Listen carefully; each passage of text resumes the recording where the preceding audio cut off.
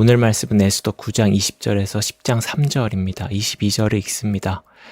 이달 이날에 유다인들이 대적에게서 벗어나서 평안함을 얻어 슬픔이 변하여 기쁨이 되고 애통이 변하여 길한 날이 되었으니 이 두 날을 지켜 잔치를 베풀고 즐기며 서로 예물을 주며 가난한 자를 구제하라 하매. 오늘 성경은 에스더의 마지막입니다. 에스더와 모르드게 그리고 제국에 거주하는 유대인들의 위기가 극복되고 되려 그들에게 큰 권한이 주어져 자신들의 대적자들에게 보복을 합니다. 모르드게는 죽음의 순간에서 구원의 순간으로 변한 이 역사적인 날을 기억하려고 합니다.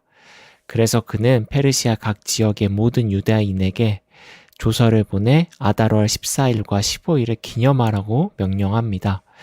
유대인들이 대적자들을 보복한 날은 13일과 14일인데요.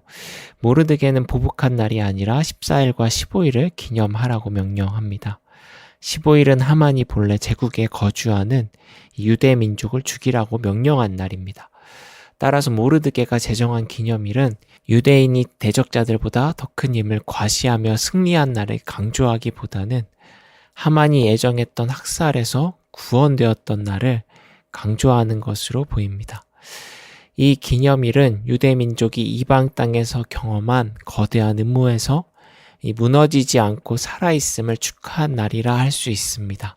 모르드게는 이 기념일을 불임절이라고 부릅니다. 불임절은 하만이 유대인을 죽일 기일을 정하기 위해 제비를 뽑았던 부르에서 기원합니다. 죽음을 점치던 부르가 구원을 예정한 부르가 되었다는 것을 기억하기 위해 불임절이라는 명칭을 사용하지 않았나 개인적으로 추측해 봅니다. 모르드게가 정한 불임절, 이 기념일은 구약에 등장하는 기념일과 다소 차이가 있습니다. 구약에 등장하는 기념일은 모두 모세의 시대에 정한 기념일이고 그렇기에 하나님이 직접 제정합니다. 그러나 불임절은 그렇지 않습니다. 또한 이 기념일은 유대 땅의 귀환한 백성들이 받아들이지 않은 기념일이기도 합니다. 에스더 외 성경에서 불임절은 언급되지 않고 있는데요. 이를 통해 알 수 있습니다. 불임절은 모세에 의해 선포되지 않았기 때문에 당연히 고향 유대 땅에 사는 사람들은 받아들이지 않았을 것이고 페르시아가 직접 관할하는 각 지방에 흩어져 살던 유대인들조차 잘 지키지 않았나 봅니다. 29절에 다시 한번 불임에 대하여 각 지역으로 보내는 편지를 쓰는 장면이 나오는데요. 이번에는 에스더가 등장하여 불임절 제정이 왕실의 권위로 승인된 것임을 정확히 밝힙니다. 이처럼 불임절은 독특한 기념일입니다. 모세가 제정하지 않았기에 유대 민족이 받아들이기에 다소 어색함이 존재하였습니다. 그러나 무엇보다 불임절은 유대 땅에 돌아가지 않고 이국 땅에 살아가는 유대인의 애환을 담고 있기에 그 의미가 큽니다. 제국 지방에 사는 사람들, 그들은 디아스포라, 즉 이방 땅에 흩어져 사는 사람들로서 고향 땅이 아닌 곳에 뿌리내리고 살며 여전히 민족의 정체성을 잃지 않으려고 노력하는 자들입니다. 하지만 고향 땅에 살지 않기 때문에 민족의 기억에서 잊혀지기 쉽습니다. 이방 땅의 문화 속에 살아가기 때문에 타향의 문화가 좋아 고향에 돌아오지 않는 사람들, 또 민족의 순수한 문화를 변질시킨 사람들이라고 오해받을 수도 있습니다. 우리나라 아픔의 역사에 등장하는 고려인과 비슷하다고 할 수 있겠습니다. 조선 말기부터 일제강점기, 배고픔을 이기기 위해 또 일제의 항일운동을 하기 위해 러시아로 이주했던 사람들은 스탈린에 의해 저 멀리 동유럽까지 강제 이주를 당하게 됩니다. 그리고 그 척박한 땅에서 추위와 배고픔을 이겨내고 가까스로 공동체를 만들어 삶을 유지합니다. 이 과정에서 수많은 사람이 목숨을 잃기도 합니다. 이렇게 척박한 환경에서도 끈질기게 살아난 사람들이지만 이들은 고향 땅을 떠난 지 너무 오래되었기 때문에 스스로 한민족이라고 자부하여도 문화적, 정서적 이질성을 극복하기 쉽지가 않습니다.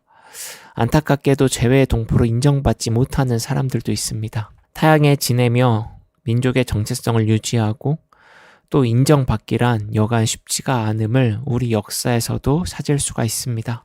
다시 에스더로 돌아와서 에스더 이야기는 페르시아 제국 각 지역에 흩어져 살던 유대 민족들이 자신의 삶을 지키기 위해 유대 민족이라는 그 민족성을 유지하기 위해 우리나라 역사에 등장하는 고려인처럼 고군분투하는 모습을 보여줍니다. 페르시아 곳곳에 산재하는 대적자들의 시기, 질투, 음모 속에서도 디아스포라 유대인들은 강인하게 버티고 있음을 에스더 이야기가 알려줍니다.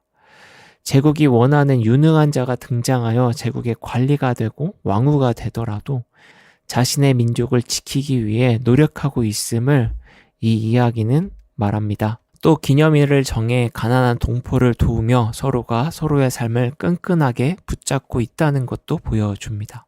오늘 본문을 우리의 삶에 적용하며 묵상을 맺고자 합니다. 오늘 우리에게 신앙의 디아스포라는 세상에서 살아가는 그 순간순간이 아닐까 합니다. 교회 밖에서 살아가며 예수의 마음보다 세상의 이기적인 욕망이 더 크게 느껴질 때 우리는 이질적인 공간에 있음을 느낍니다. 그렇다고 세상과 작별을 구할 수 없습니다. 우리는 여전히 세상에서 살아가야 합니다.